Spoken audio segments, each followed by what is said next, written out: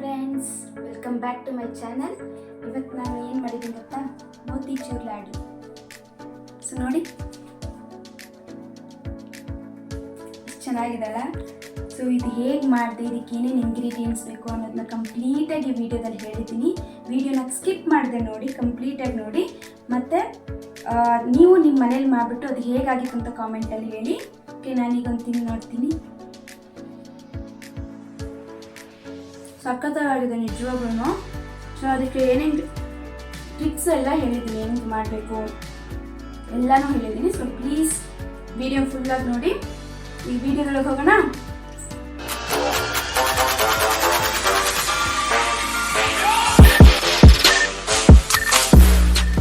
So ಫಸ್ಟಿಗೆ ನಾನು 2 ಬೌಲಷ್ಟು ಕಡಲೆ ಹಿಟ್ಟನ್ನ ತೊಗೊಂಡಿಟ್ಕೊಂಡಿದ್ದೀನಿ. ಓಕೆ, ಇದನ್ನು ಚೆನ್ನಾಗಿ ಜರಡಿ ಹಿಡಿದು ನಾನು ಮೆಷರ್ ಮಾಡಿ ಇಟ್ಟಿರೋವಂಥದ್ದು. ಓಕೆ, ಅದಾದಮೇಲೆ ಯಾವ ಬೌಲಲ್ಲಿ ನಾನು ಕಡಲೆ ಹಿಟ್ಟು ತೊಗೊಂಡು ಅದೇ ಬೌಲಲ್ಲಿ 1 ಬೌಲಷ್ಟು ಸಕ್ಕರೆ ತೊಗೊಂಡಿದ್ದೀನಿ. ಓಕೆನಾ. ಸೊ ನಾನು ತೊಗೊಂಡಿರುವಂಥ ಬೌಲ್ ಮೆಷರ್ಮೆಂಟ್ ಬಂದುಬಿಟ್ಟು ಇದು. ಇದರಲ್ಲಿ 2 ಕಪ್ಪಷ್ಟು ಕಡಲೆ ಹಿಟ್ಟು, 1 ಕಪ್ಪಷ್ಟು ಸಕ್ಕರೆ ತೊಗೊಂಡಿದ್ದೀನಿ. ನೀರು ಅಷ್ಟೇ ಇದರಲ್ಲೇ 1 ಕಪ್ಪಷ್ಟು ತೊಗೋತೀನಿ. ಓಕೆ, ಇದು 2 ಮೇನ್ ಇಂಗ್ರೀಡಿಯೆಂಟ್. ಇದಾದಮೇಲೆ ತುಪ್ಪ ಒಂದು ಸ್ವಲ್ಪ ಸಾಕು, ಜಾಸ್ತಿ ಬೇಕು ಅಂತೇನಿಲ್ಲ. ಆಮೇಲೆ ಇದು ಕಲರ್, ಆರೆಂಜ್ ಕಲರ್ಗೆ ನೀರು ಮಿಕ್ಸ್ ಮಾಡಿಟ್ಟಿದ್ದೀನಿ, food colour. Okay, because motichoor laddu ಅಂತಂದರೆ ಆರೆಂಜ್ ಕಲರ್ ಇರುತ್ತಲ್ವ, ಸೊ ಅದಕ್ಕೋಸ್ಕರ. ಅದಾದಮೇಲೆ ಸ್ವಲ್ಪ ಏಲಕ್ಕಿ ಪುಡಿ, ರುಚಿಗೆ ತಕ್ಕಷ್ಟು ಉಪ್ಪು ಅಂತ ಹೇಳೋಕ್ಕಾಗಲ್ಲ, ಚಿಟಿಕೆ ಉಪ್ಪು ಅಷ್ಟೇ, ಜಾಸ್ತಿ ಉಪ್ಪು ಬೇಕು ಅಂತೇನಿಲ್ಲ. ಆಮೇಲೆ ಕಡಲೆ ಹಿಟ್ಟನ್ನ ಫ್ರೈ ಮಾಡೋದಕ್ಕೋಸ್ಕರ ಆಯಿಲ್. ಇದು ಡ್ರೈ ಫ್ರೂಟ್ಸ್, ನಾನು ಬಂದು ಬಾದಾಮಿ ಮತ್ತು ಗೋಡಂಬಿ ಎರಡನ್ನೇ ಸಣ್ಣದಾಗಿ ಹೆಚ್ಚಿಟ್ಕೊಂಡಿದ್ದೀನಿ. ಇಷ್ಟೇ ಇದಕ್ಕೆ ಬೇಕಾಗಿರುವಂಥ ಇಂಗ್ರೀಡಿಯೆಂಟ್ಸ್. ಸೊ ನೋಡಿ, ಫಸ್ಟಿಗೆ ಒಂದು ಬೌಲ್ ತೊಗೊಂಡು ಅದಕ್ಕೆ ನಾನು ಕಡಲೆ ಹಿಟ್ಟು ಏನು ಎತ್ತಿಟ್ಕೊಂಡಿದ್ನಲ್ಲ ಅದನ್ನಷ್ಟನ್ನು ಹಾಕೋತಾ ಇದ್ದೀನಿ. ಕಡಲೆ ಹಿಟ್ಟು ಹಾಕ್ಕೊಂಡು ಒಂದು ಸ್ವಲ್ಪ ನೋಡಿ ಇಷ್ಟೇ ಚಿಟಿಕೆಯಷ್ಟು ಉಪ್ಪು, ಇದನ್ನು ಹೀಗೆ ಮಿಕ್ಸ್ ಮಾಡಿಕೊಂಡು ಅದೇನು ಗಂಟೇನು ಇರಬಾರ್ದು ಅದಕ್ಕೆ. ಸೊ ಅದಕ್ಕೆ ನೀವು ಗಂಟು ಬರದೇ ಇರೋದಕ್ಕೋಸ್ಕರನೇ ಫಸ್ಟೇ ಜರಡಿ ಹಿಡಿದಿಡಬೇಕು.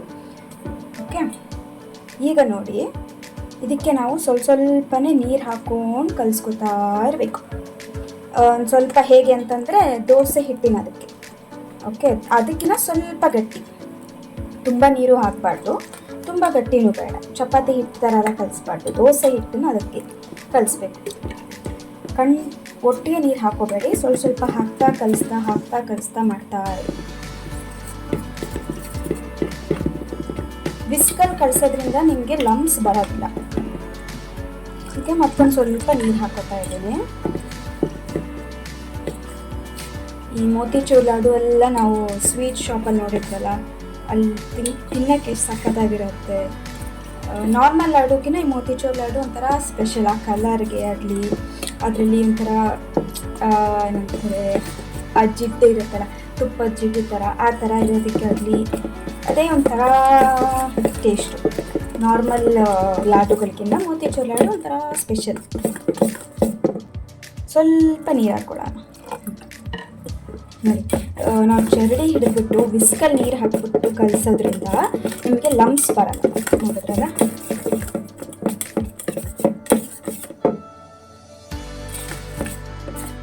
ನಾನು ಸ್ವಲ್ಪ ನೀರು ಹಾಕೊಳ್ಳಿ.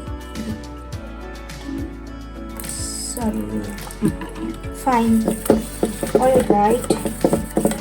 ನೋಡಿದ್ರಾ,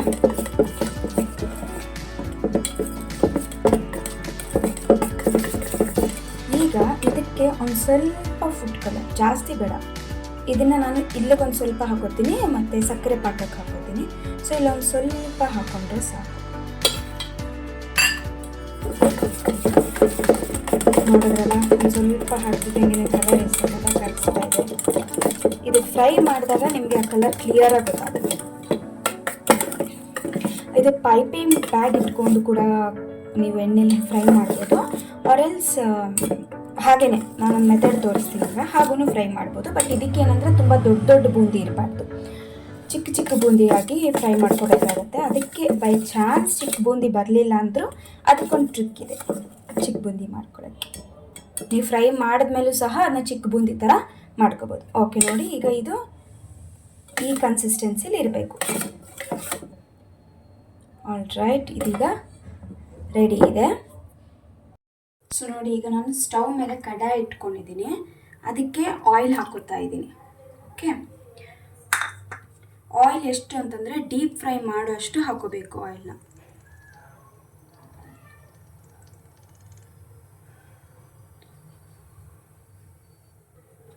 ಸೊ ಆಯಿಲ್ ಹಾಕ್ಕೊಂಡು ಅದನ್ನು ಸ್ವಲ್ಪ ಕಾಯಕ್ಕೆ ಬಿಡಿ. ಓಕೆನಾ, ಕಾಯಕ್ಕೆ ಬಿಟ್ಟ ಮೇಲೆ ಮೀಡಿಯಮ್ ಫ್ಲೇಮ್ಗೆ ಇಟ್ಕೋಬೇಕು ನಾವು. ಹೈ ಫ್ಲೇಮಲ್ಲಿ ಯಾವುದನ್ನೇ ಸಹ ನಾವು ಫ್ರೈ ಮಾಡೋಕ್ಕೆ ಹೋಗಬಾರ್ದು. ಸೊ ದಟ್ ಏನಾಗುತ್ತೆ, ರೋಸ್ಟ್ ಆಗಿಬಿಡುತ್ತೆ, ಆಚೆ ಫುಲ್ಲು ಕಪ್ಪಗಾಗ್ಬಿಡುತ್ತೆ, ಕಹಿ ಆಗಿಬಿಡುತ್ತೆ, ಒಳಗೆ ಬೇಯೋದಿಲ್ಲ. ಸೊ ಯಾವುದನ್ನೇ ಆಗಲಿ ಹೈ ಫ್ಲೇಮಲ್ಲಿ ಇಟ್ಬಿಟ್ಟು ಸ್ವಲ್ಪ ಹೊತ್ತು ಅದು ಕಾದ ಮೇಲೆ ಮೀಡಿಯಮ್ ಫ್ಲೇಮ್ಗೆ ಇಟ್ಕೋಬೇಕು. ಸೊ ಅಲ್ಲಿ ಎಣ್ಣೆ ಕಾಯ್ತಾ ಇದೆ, ಆ ಎಣ್ಣೆ ಕಾಯೋ ಟೈಮ್ ಅಷ್ಟರಲ್ಲಿ ನಾವು ಈ ಸಕ್ಕರೆ ಪಾಕನ ರೆಡಿ ಮಾಡ್ಕೊಳ್ಳೋಣ.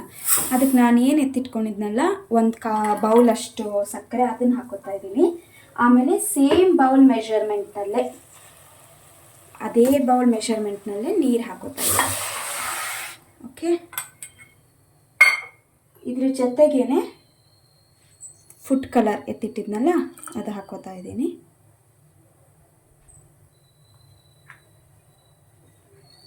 ಆಮೇಲೆ ಏಲಕ್ಕಿ ಪುಡಿ. ಇದನ್ನು ನೀವು ಪಾಕನ ದಪ್ಪ ಥರದಲ್ಲೇ ಮಾಡ್ಕೊಳ್ಳಿ.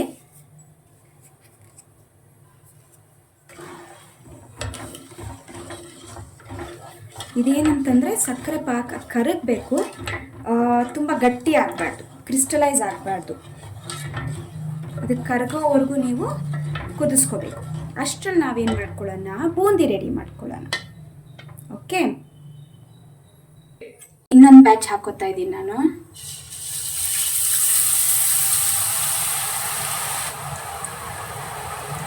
ಆ ಹೋಲ್ಸ್ ಇದೆಯಲ್ಲ ಅದ್ರದ್ದು, ಆ ಹೋಲ್ಸಿಂದನೇ ಬೀಳಬೇಕು. ಆಚೆಯಿಂದ ಬಿತ್ತು ಅಂದರೆ ಏನಾಗುತ್ತೆ, ಎಲ್ಲ ಗಂಟು ಕಟ್ಟಿಬಿಡುತ್ತೆ. ಆ ಹೋಲ್ಸಿಂದ ಬೀಳಬೇಕಾದ್ರೆ ನಿಮಗೆ ಬೂಂದಿ ಬೂಂದಿ ಥರ ಆಗುತ್ತೆ. ಓಕೆ,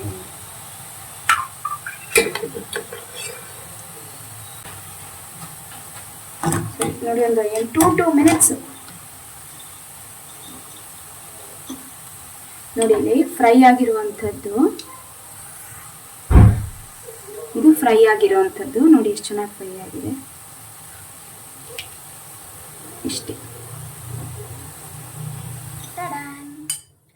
ಇದೆರಡೂ ಈ ಬೂಂದಿ ಮಾಡೋದಕ್ಕೋಸ್ಕರ ನಾನು ಇಟ್ಕೊಂಡಿರುವಂತಹ ಆಯುಧಗಳು. ಯಾಕೆ ಗೊತ್ತಾ, ಆ ಏನು ಹಿಟ್ಟಿದೆಯಲ್ಲ, ಆ ಹಿಟ್ಟನ್ನ ಈ ಆಯುಧದಲ್ಲಿ ತಗೋತೀನಿ. ಈ ಆಯುಧದಲ್ಲಿ ತಗೊಂಡು ಇದನ್ನು ಹೀಗೆ ಎಣ್ಣೆ ಮೇಲೆ ಇಟ್ಟು ಇದರಲ್ಲಿ ಈ ಆಯುಧದ ಮೇಲೆ ಹಾಕ್ತೀನಿ. ಆಗ ಅದು ಹಾಕುವಾಗ ಹಿಂಗೆ ಹಾಕ್ತಾ ಹೋದರೆ ಅದು ಬಿಡಿ ಬಿಡಿ ಬಿಡಿ ಆಗುತ್ತೆ. ಓಕೆನಾ, ಅದಕ್ಕೆ ಮುಂಚೆ ನಾವು ಅದು ಎಣ್ಣೆ ಕಾದಿದೆ ಅಂತ ನೋಡಬೇಕು. ಸೊ ಒಂದು ಡ್ರಾಪ್ ಬೂಂದಿನ ಹಾಕಿ ನೋಡೋಣ. ಗುಡ್, ಎಣ್ಣೆ ಕಾದಿದೆ ನೋಡಿ. ನಾನು ಮೀಡಿಯಮ್ ಫ್ಲೇಮಲ್ಲೇ ಇಟ್ಟಿದ್ದೀನಿ, ಹೈ ಫ್ಲೇಮಲ್ಲಿ ಕೂಡ ಇಟ್ಟಿಲ್ಲ. ಓಕೆ,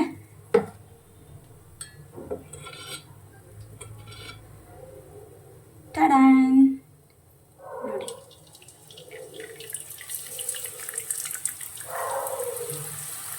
ನೋಡಿದ್ರ ಬೂಂದಿ ಎಷ್ಟು ಚೆನ್ನಾಗಿ ಬಂತು.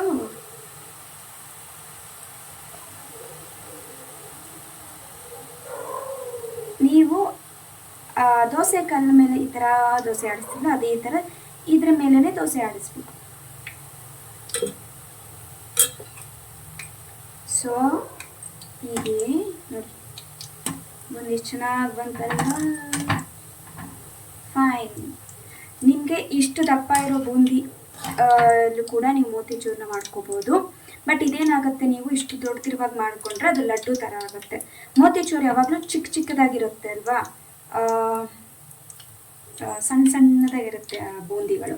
ಅದಕ್ಕೋಸ್ಕರ ಇದನ್ನು ಫಸ್ಟು ನಾವು ಫ್ರೈ ಮಾಡ್ಕೊಳ್ಳೋಣ, ಅದಾದಮೇಲೆ ಅದನ್ನು ಪುಡಿ ಮಾಡ್ಕೊಳ್ಳೋಣ. ಅದೇ ನಾನು ಹೇಳಿದ್ನಲ್ಲ, ದಪ್ಪ ಆಯಿತು ಅಂದರೆ ಪುಡಿ ಹೇಗೆ ಮಾಡಬೇಕು, ಟ್ರಿಕ್ ಹೆಂಗೆ ಗೊತ್ತಾ, ಮಿಕ್ಸಿಲಿ ಮಾಡಬೇಕು ಅಷ್ಟೇ. ಮಿಕ್ಸಿಲಿ ಒಂದ್ಸಲ ಇಟ್ಟು ಅಂತ ತಿರುಗಿಸಿದ್ರೆ ಸಾಕು, ನಿಮಗೆ ಮೋತಿಚೂರಿಗೆ ಬೇಕಾಗಿರುವಂತಹ ಪುಡಿ ಥರ ಬಂದ್ಬಿಡತ್ತೆ. ನೋಡಿ, ಕಾಣಿಸ್ತಾ ಇದೆ ನಿಮಗೆ.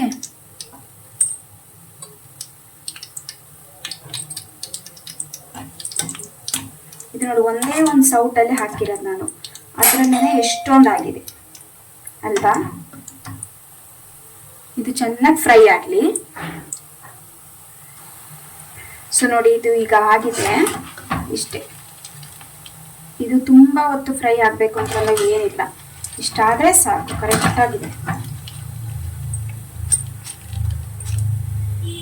ಇದನ್ನ ನಾನೀಗ ಇನ್ನೊಂದು ಪಾತ್ರೆಗೆ ತೆಗೆದಿಟ್ಕೊತಾ ಇದ್ದೀನಿ. ಸೊ ಎಲ್ಲ ಫ್ರೈ ಆದಮೇಲೆ ಒಟ್ಟಿಗೆನೆ ನಾವು ಉಂಡೆ ಕಟ್ಟಬೇಕು. ಸೊ ಎಲ್ಲ ಫ್ರೈ ಮಾಡ್ಕೊತೀನಿ. ಸೊ ಈಗ ನಾನು ಏನು ಫ್ರೈ ಮಾಡ್ಕೊಂಡಿದ್ನಲ್ಲ ಬೂಂದಿನ, ಅದು ದಪ್ಪ ದಪ್ಪ ಇದೆ, ಅದು ನನಗೆ ಮೋತಿಚೂರಿಗೆ ಸೆಟ್ ಆಗಲ್ಲ, ಲಡ್ಡುಗೆ ಓಕೆ. ಸೊ ಅದಕ್ಕೋಸ್ಕರ ಅದನ್ನು ನಾನು ಮಿಕ್ಸಿಗೆ ಹಾಕ್ತಾ ಇದ್ದೀನಿ.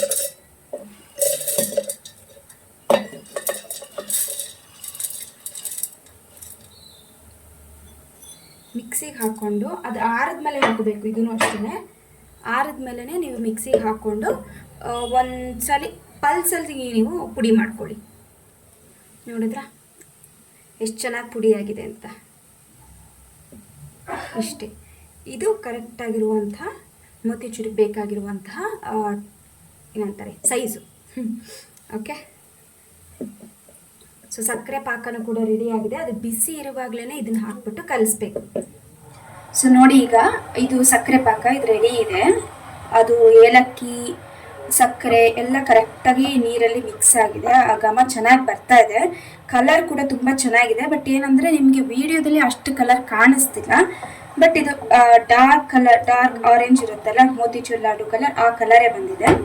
ಸೊ ಬಿಸಿ ಇರುವಾಗಲೇ ನೀವೇನು ಮಾಡಬೇಕು, ಈ ಪುಡಿ ಮಾಡಿಟ್ಕೊಂಡಿದ್ರಲ್ಲ ಆ ಪುಡಿನ ಇದಕ್ಕೆ ಹಾಕೊಡ್ಬೇಕು. ಆವಾಗ ನೀವು ಮೀಡಿಯಂ ಫ್ಲೇಮಲ್ಲಿ ಇಟ್ಕೊಳ್ಳಿ.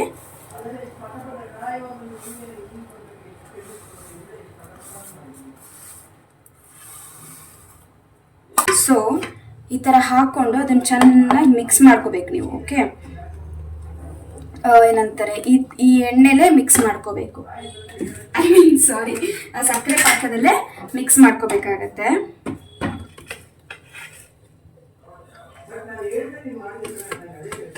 ಇದು ಈ ಮೆಷರ್ಮೆಂಟಲ್ಲೇ ನೀವು ಮಾಡಬೇಕು. 2 ಕಪ್ ಏನು ಕಡಲೆ ಹಿಟ್ಟು ತೊಗೊಂಡಿದ್ರಲ್ಲ ಅದಕ್ಕೆ 1 ಕಪ್ ಸಕ್ಕರೆ 1 ಕಪ್ ನೀರು. ಜಾಸ್ತಿ ನೀರು ಹಾಕಬಾರ್ದು, ಜಾಸ್ತಿ ಸಕ್ಕರೆನೂ ಹಾಕೋಬಾರ್ದು. ಬಟ್ ನಿಮ್ಗೆ ಸ್ವೀಟ್ ಜಾಸ್ತಿ ಬೇಕು ಅಂದರೆ ಹಾಕ್ಕೊಳ್ಳಿ. ಮತ್ತು ಪಾಕನೂ ತುಂಬ ಗಟ್ಟಿ ಆಗೋಕ್ಕೂ ಬಿಡಬೇಡಿ. ಓಕೆನಾ. ಸೊ ಈಗ ಇನ್ನೂ ಸ್ವಲ್ಪ ಇದೆ, ಅದನ್ನು ಹಾಕೋತಾ ಇದ್ದೀನಿ ನಾನು.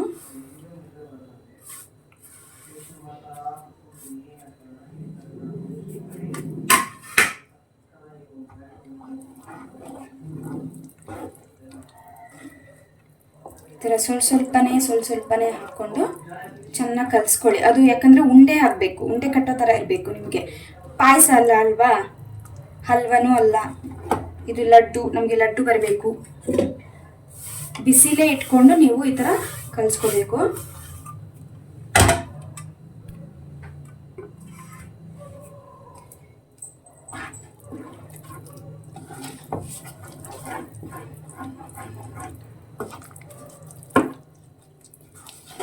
ಈ ಬಿಸಿಲು ಈ ಥರ ಈ ಕನ್ಸಿಸ್ಟೆನ್ಸಿ ಇರುವಾಗಲೇ ನೀವೇನು ಡ್ರೈ ಫ್ರೂಟ್ಸ್ ಎತ್ತಿಟ್ಕೊಂಡಿದ್ರಲ್ಲ ಆ ಡ್ರೈ ಫ್ರೂಟ್ಸ್ ಹಾಕೋಬೇಕು. ಆಮೇಲೆ 1-2 ಟೀ ಸ್ಪೂನ್ ಅಷ್ಟು ತುಪ್ಪ, ಇಷ್ಟು ಹಾಕ್ಕೊಂಡು ಚೆನ್ನಾಗಿ ಮಿಕ್ಸ್ ಮಾಡ್ಕೋಬೇಕು. ನೋಡಿ ಇದು ಗಟ್ಟಿ ಆಗ್ತಾ ಬರ್ತಾ ಇದೆ.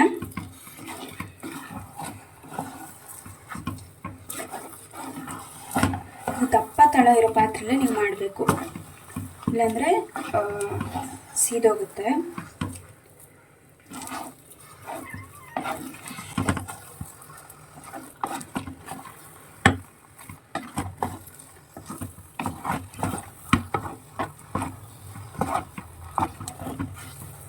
ಅದು ಯಾವಾಗ ಇಲ್ಲಿ ಪಾತ್ರೆನ ಬಿಡ್ತಾ ಬರುತ್ತೋ ಅವಾಗ ಅದು ಆಗಿದೆ ಅಂತ, ಬೆಂದಿದೆ ಅಂತ.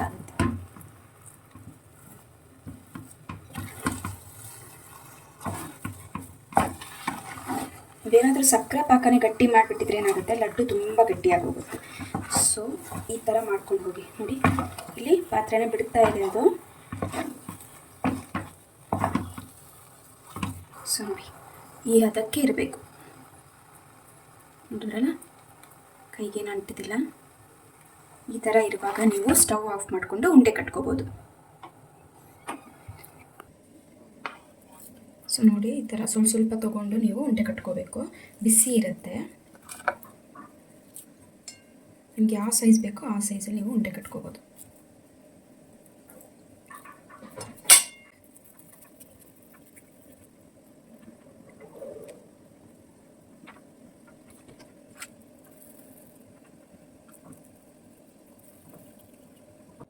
ಸೊ ಇಷ್ಟೇ ನೋಡಿ. ಇದು ಆರಿದ್ಮೇಲೆ ಚೆನ್ನಾಗಿ ಗಟ್ಟಿ ಆಗುತ್ತೆ. ಗಟ್ಟಿ ಇನ್ ದ ಸೆನ್ಸ್ ತುಂಬ ಗಟ್ಟಿ ಅಂತಲ್ಲ, ಲೈಟಾಗಿ ಗಟ್ಟಿ ಆಗುತ್ತೆ. ಇದು ನಾನು ಸುಮ್ಮನೆ ಡೆಕೋರೇಷನ್ಗೆ ಗೋಡಂಬಿನ ಇಡ್ತಾ ಇದ್ದೀನಿ.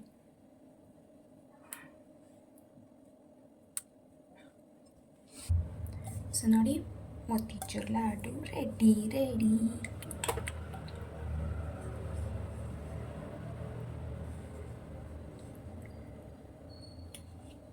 ನೀವು ನಿಮ್ಮ ಮನೇಲಿ ಟ್ರೈ ಮಾಡಿಬಿಟ್ಟು ಹೇಳಿ ಹೇಗಾಗಿತ್ತು ಅಂತ. ಈ ವಿಡಿಯೋನ ಮರೀದೆ ಲೈಕ್ ಮಾಡಿ, ನಿಮ್ಮ ಫ್ರೆಂಡ್ಸ್ ಜೊತೆ ಶೇರ್ ಮಾಡಿ, ಮತ್ತು ನಮ್ಮ ಚಾನಲ್ನ ಸಬ್ಸ್ಕ್ರೈಬ್ ಮಾಡಿ. Thanks for watching. Bye. Next ವಿಡಿಯೋದಲ್ಲಿ ಮೀಟ್ ಆಗೋಣ.